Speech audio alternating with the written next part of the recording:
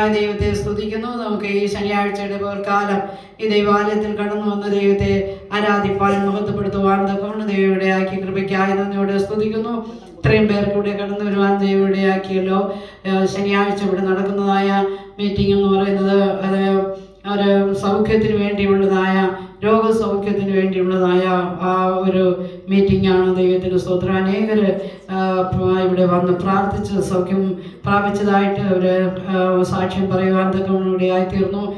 കഴിഞ്ഞ ശനിയാഴ്ച എല്ലാ ദൈവമക്കളും എല്ലാ ദിവസവും എനിക്ക് വേണ്ടി പ്രാർത്ഥിക്കുന്നുണ്ട്. എല്ലാ രോഗികൾക്കും വേണ്ടി പ്രാർത്ഥിക്കുന്ന കൂട്ടത്തിൽ ദൈവത്തിൻ്റെ സ്തോത്രം. അങ്ങനെ കഴിഞ്ഞ ശനിയാഴ്ചയിൽ ഞങ്ങൾ കുറച്ച് പേരെ ഉണ്ടായിരുന്നുള്ളൂവെങ്കിലും ഞങ്ങൾക്ക് അതേ സൗഖ്യത്തിന് വേണ്ടി പ്രാർത്ഥിക്കുവാൻ തക്കവണ്ണം ദൈവം ഇടയാക്കി. ദൈവത്തിൻ്റെ സ്തോത്രം.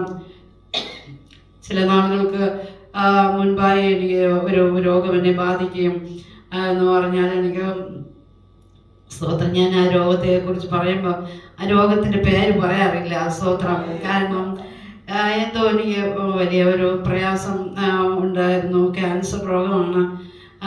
ദൈവത്തിന് സ്തോത്രം. എന്നാൽ ഞാൻ പ്രതീക്ഷിക്കാത്ത സമയത്ത് തന്നെ അത് ബാധിക്കുകയും എൻ്റെ അത് ജീവിതത്തിൽ തന്നെ അത് വലിയ വല്ലാതെ എന്നെ വേദനിപ്പിച്ചതായ ഒരു അവസ്ഥയാണ്. എന്നാൽ ദൈവത്തിന് സ്തോത്രം ചെയ്യുന്നു. ഇവിടെയുള്ള ദൈവദാസനും ദൈവമക്കൾ എല്ലാവരും എനിക്ക് വേണ്ടി ആത്മാർത്ഥമായിട്ട് പ്രാർത്ഥിച്ചതിൻ്റെ ഫലമായിട്ട് ദൈവം എനിക്ക് അതിൽ നിന്ന് വിടുതൽ തന്നു. ദൈവത്തിൻ്റെ സ്തോത്രം. ഞാനത് വിശ്വസിക്കുന്നു. ദൈവത്തിൻ്റെ സ്തോത്രം. കർത്താവിൻ്റെ അടിപ്പിണരുകളാൽ എനിക്ക് ദൈവം സൗഖ്യം തന്നതാണ്. ദൈവത്തിൻ്റെ സ്തോത്രം. അത് എനിക്ക് പറയാതിരിക്കാൻ തരമില്ല. ദൈവത്തിൻ്റെ സ്തോത്രം. അതിനുശേഷം ഞാൻ കഴിഞ്ഞ ആഴ്ചയിൽ പ്രാർത്ഥിച്ചെന്നു എന്താണെന്ന് ചോദിച്ചാൽ ഒരു ജലദോഷം വന്നിട്ട് 1 മാസമായി എനിക്കത് കുറവില്ല. കാരണം ജലദോഷം വന്നാൽ അതങ്ങ് മാറും 2-3 ദിവസമൊക്കെ കൊണ്ട്.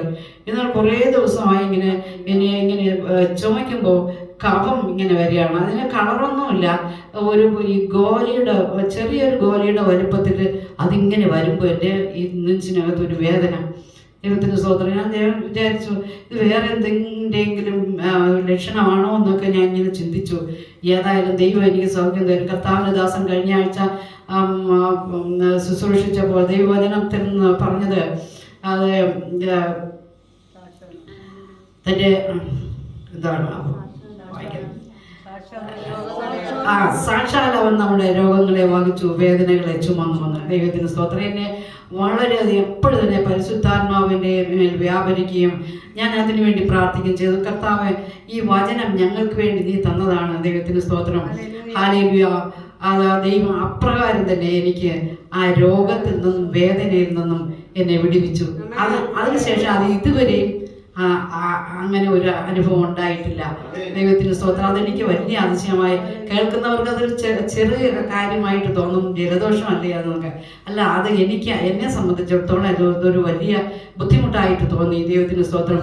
അതിങ്ങനെ ആ രോഗം വരികയും പിന്നെ അത് ഒരു വേദനയിൽ കലാശിക്കുകയും ചെയ്യുന്നു. എന്നാൽ ദൈവദാസനും ദൈവമക്കളും എനിക്ക് വേണ്ടി വളരെയധികം പ്രാർത്ഥിച്ചതിൻ്റെ ഫലമായിട്ട് ദൈവം എനിക്ക് സൗഖ്യം തന്നു. ഇന്ന് കാലം സൗഖ്യത്തോടെ ആയിരിക്കാൻ തക്കവണ്ണം ദൈവം ഇടയാക്കിയ കൃപയ്ക്കായി നന്ദിയോടെ സ്തുതിക്കുന്നു. പ്രാർത്ഥിച്ചതായ ദൈവദാസനും എല്ലാ ദൈവമക്കൾക്കും ഞാൻ എൻ്റെ നന്ദിയെ അറിയിച്ചു കൊള്ളുന്നു. സ്തോത്രം.